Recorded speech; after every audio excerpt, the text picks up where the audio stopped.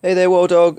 So Game Changer here. Listen, thanks very much for taking on board what I'm trying to do. I think it works really, really well with the guys.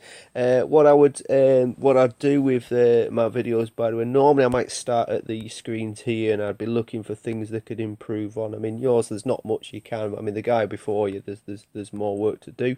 So you're just pointing out things like we've said in the last video and the like. But normally I just do it in one video.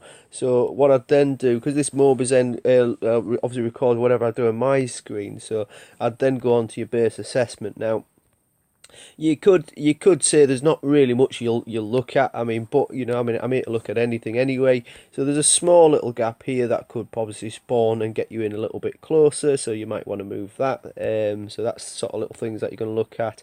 I mean, your base is tight. I would suggest though that any troops that you've got in your barracks, sniper men, mortar men, whatever you've got, because your walls don't touch, then they would escape, and then obviously they're going to get picked off at the other end.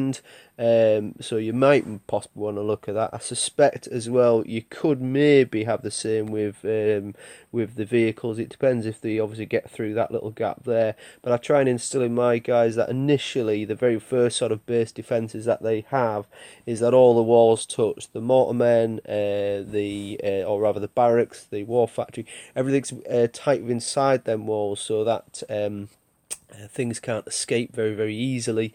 I mean, how your attack's working is very, very good. You've obviously got two flaks, so obviously no doubt you're strong in air defence.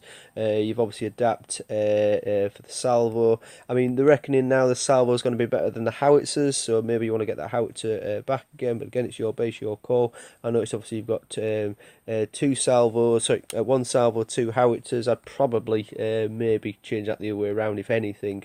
But that's what you could have a little look at. You could maybe get these walls spread out a little bit further. So if you look at these bases here, if you push them left a little bit towards the where my sniper guy is, if you get me, then obviously this wall will get further away, so the spawn zone gets further.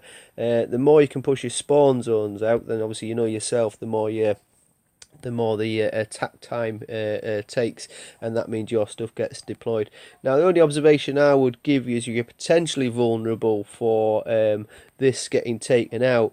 Now, what I would do here, I'm going to try it. I'll probably make an absolute arse of myself, but you'll get the principle of what I could see. So I would be thinking, well, you know what, if I send my tank that way, and then, because I've got now strong, if I send in my Humvees that way. Now you can see the effect I've created there is that basically everything's going to be distracted by you know, everything's going to be distracted by those tanks. Now I'll just surrender here because I'm going to get myself in bother.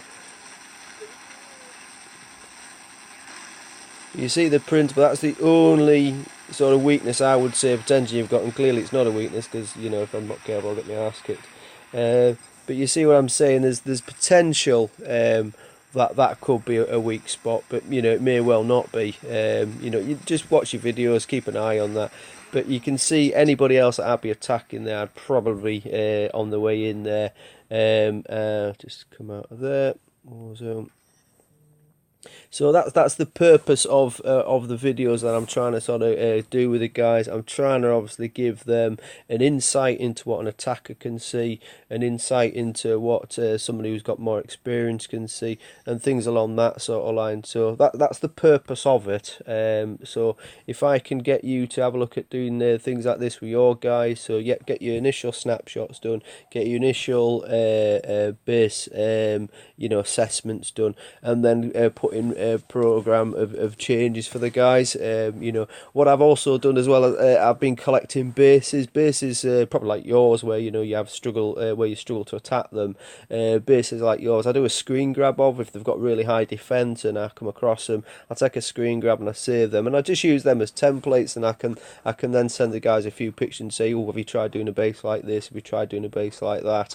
And you know, why not just clone them? You know, I mean, if it works for them, it works for me. You know, so it it's stuff like that really that I really want to get us involved in. Now, if I've got a time zone issue, you could watch this at your leisure and things along that sort of line. But you know, it just saves hours and hours of typing and missing each other, which takes days and days and days, and then they don't understand what you meant. Where a video, I think, is a far better way of doing it. So that's what I'm obviously going to look at with you, bro. So we'll pick up what we do next. But that's the essence of what I'm trying to deliver. Thanks, brother.